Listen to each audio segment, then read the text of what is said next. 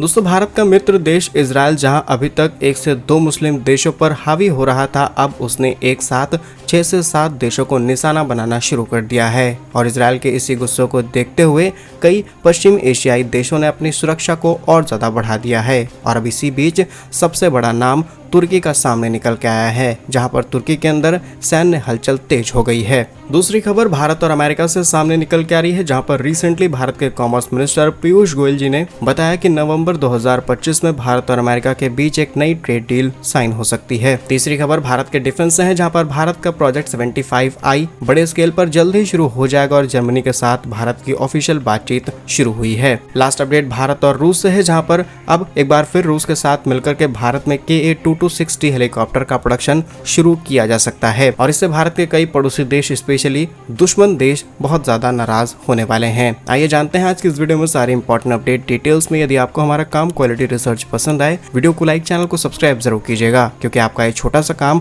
हमारी बड़ी मदद करता है। सबसे पहले इजराइल से आ रही अपडेट की बात की जाए तो इजराइल ने किस तरीके से फिलिस्तीन से शुरुआत करते हुए सीरिया तक पहुंचा, सीरिया के बाद ईरान, उसके बाद यमन और रिसेंटली कतर पर जैसे ही इजराइल ने अपना दम दिखाया, वैसे ही कई देशों की हालत खराब हो चुकी है। अब इजराइल ने साफ शब्दों में ये कह दिया है कि हमें किसी भी देश से दुश्मनी नहीं है, हम सिर्फ अपने दुश्मनों को टारगेट कर रहे हैं। लेकिन इजराइल के इस गुस्से को देखते हुए कई पश्चिम एशियाई देशों के अंदर सुरक्षा का माहौल पूरी तरीके से बिगड़ चुका है और देशों के अंदर डर देखा जा रहा है। और इस हमले के बाद तुर्की भी काफी ज्यादा डरा हुआ है और तुर्की के अंदर जो सैन्य हलचलें हैं वो तेज हो चुकी हैं। तुर्की वायुसेना ने दियारबाकिर और मलाट्या एयरबेस पर बड़ी संख्या में लड़ाकू विमान और अवकाश को तैनात करना शुरू कर दिया है। वहीं इजरायली हमले के तुरंत बाद तुर्की वायुसेना ने रात भर अनेक जेट भेजे और अपनी वायु क्षेत्र व सीरियाई इराकी सीमा के पास भी गश्त बढ़ा दी है। अवकाश यानी कि airborne warning and control system विमानों की तैनाती की गई, जिससे तुर्की के पड़ोसी क्षेत्रों में हवाई हलचल पर पैनी नजर रखी जा सके।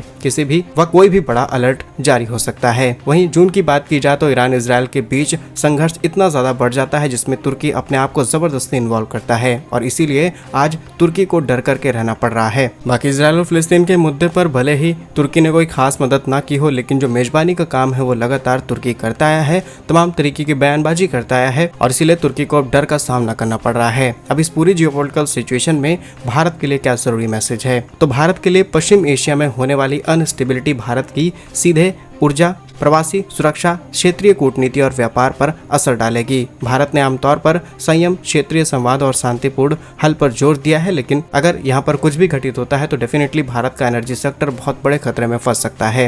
नेक्स्ट अपडेट भारत और अमेरिका से सामने निकल के आ रही है, जहाँ पर भारत और अमेरिका के बीच अब एक नया व्यापार समझौता यानी कि India US trade agreement sign हो सकता है और नवंबर 2025 में ये अपने पहले फेज को शुरू करेगा। जानकारी के लिए आपको बता दें और शायद ये बात आपको याद भी होगी कि दोनों नेता यानी कि प्रधानमंत्री नरेंद्र मोदी और डोनाल्ड ट्रंप के मंत्रियों ने निर्देश दिए हैं कि नवंबर तक पहला ट्रांश यानी समझौते की शुरुआत का हिस्सा अंतिम रूप दे दिया जाएगा। बीते कुछ हफ्तों में दोनों नेताओं के बीच सोशल मीडिया पर सकारात्मक आदान प्रदान देखने को मिले हैं। कूटनीतिक माहौल है और नरमी भी आई है। जिस तरीके का ट्रंप गुस्सा दिखा रहे थे, लेकिन एक तरफ ट्रंप भारत के साथ नरमी दिखा रहे हैं, वहीं दूसरी तरफ 50% टैरिफ ज्यों का त्यों बना हुआ है। 4 पॉइंट्स में समझते हैं इस डील में क्या क्या खास होता है। भारत के कॉमर्स मिनिस्टर पीयूष गोयल जी के मुताबिक दोनों पक्षों में समझौता वार्ता से संतुष्ट हैं और ये संवाद आज से नहीं बल्कि मार्च 2025 से जारी है और नवंबर 2025 तक इसकी पहली किस्त यानी कि फर्स्ट ट्रांस फाइनल हो जाएगी। दूसरा पॉइंट, यह समझौता दोनों देशों में पार बाधाओं के बीच टैरिफ, तकनीकी एक्सचेंज, टेक्नोलॉजिकल सपोर्ट,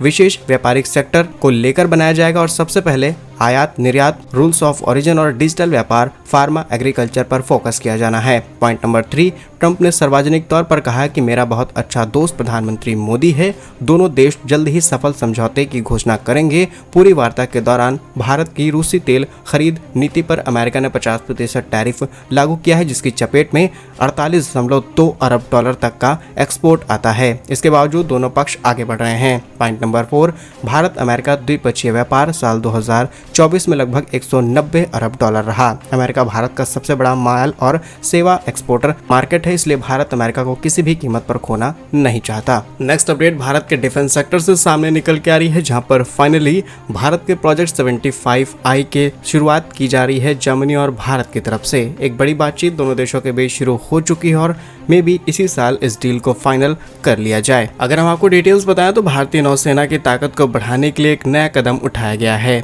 जर्मनी की थीसेनक्रूप मरीन सिस्टम, जिसे TKMS के नाम से जाना जाता है, इनकी पार्टनरशिप हो सकती है Mazagon dock ship builders limited के साथ, जो कि project 75I as a contractor बात शुरू हुई है। इस प्रोजेक्ट के तहत 6 एडवांस पनडुब्बियों का निर्माण किया जाएगा, जो कि भारत का सबसे बड़ा डिफेंस कॉन्ट्रैक्ट होने वाला है। इसकी लागत लगभग 70,000 करोड़ रुपए है। अगर हम आपको बताएं प्रोजेक्ट 75 क्या है, तो भारतीय नौसेना का ये एक महत्वाकांक्षी प्रोजेक्ट है, जिसके तहत 6 नेक्स्ट जनरेशन पनडुब्बियां बनाई जाएंगी। ये पनडुब्बियां एयर इंडिपेंडेंट प्रोपल्सन सिस्टम से लैस होंगी, जो कि इन्हें लंबे समय तक पानी के नीचे रखने में मदद करेगी। चुपके से हमला करने की क्षमता होगी। यह प्रोजेक्ट मेक इन इंडिया का हिस्सा है, जिसमें 100% टेक्नोलॉजी ट्रांसफर की जाएगी और MDL मुंबई में इन पनडुब्बियों का निर्माण करेगी। जी हाँ, इसका प्रोडक्शन भारत में ही किया जाएगा। भले ही हम किसी विदेशी कंपनी के साथ पार्टनरशिप कर रहे हों, लेकिन प्रोडक्शन भारत के अंदर ही किया जाना है। ये प्रपोजल पहले ही भारत की तरफ से रखा जा चुका है। यह डील अगस्त 2025 में कैबिनेट कमेटी ऑन सिक्योरिटी यानी CCS की तरफ से मंजूर किया गया था। बातचीत सितंबर 2025 में शुरू हुई, जो कि 6 महीने में पूरी हो जाएगी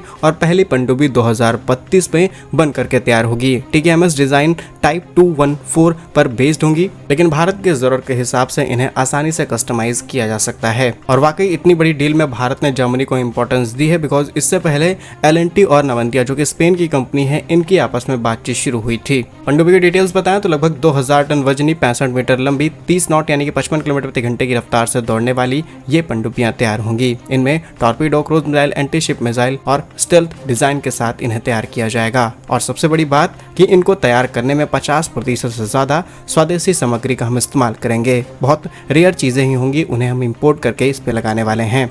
इस पर आपकी जो भी राय है कमेंट्स में जरूर बताइएगा। नेक्स्ट इंपॉर्टेंट अपडेट भारत और रूस से सामने निकल के आ रही है, जहां पर भारत और रूस के बीच पुरानी हेलीकॉप्टर डील एक बार फिर से शुरू होने की उम्मीद है। मीडिया रिपोर्ट्स के मुताबिक दिसंबर 2025 में रूस के राष्ट्रपति व्लादिमीर पुतिन भारत के दौरे पर आएंगे और इसी दौरे के दौरान KA-2260 लाइट यूटिलिटी हेलीकॉप्टर पर बातचीत शुरू हो सकती है। रूस के VK-650V टर्बोशॉफ्ट इंजन पर एक लंबे समय से काम चल रहा था। फाइनली रूस ने उस इंजन को बना करके तैयार कर लिया और यह इंजन पहले वाले फ्रेंच यानी साफ्रान के और उस 2G1 इंजन की जगह लेगा, जो कि पश्चिमी देशों के प्रतिबंध के चलते रूस को नहीं मिल पा रहा था। और रूस ने फाइनली एक अपना ही इंजन तैयार कर लिया है और डायरेक्टली ये इंजन भारत को मिल पाएगा, सो दैट इस हेलीकॉप्टर को तैयार करने में कोई दिक्कत नहीं आएगी। और अगर हम इस प्रोजेक्ट की इंपॉर्टेंस आपको बताएं तो साल 2015 में भारत और रूस ने कम से कम 200 ऐसे ही हेलीकॉप्टर्स के प्रोडक्शन के लिए समझौते पर हस्ताक्षर किए थे। योजना के तहत 6 हेलीकॉप्टर इंपोर्ट किए जाएंगे और 140 हेलीकॉप्टर ज्वाइंट वेंचर, जिसमें इंडोनेशियन हेलीकॉप्टर लिमिटेड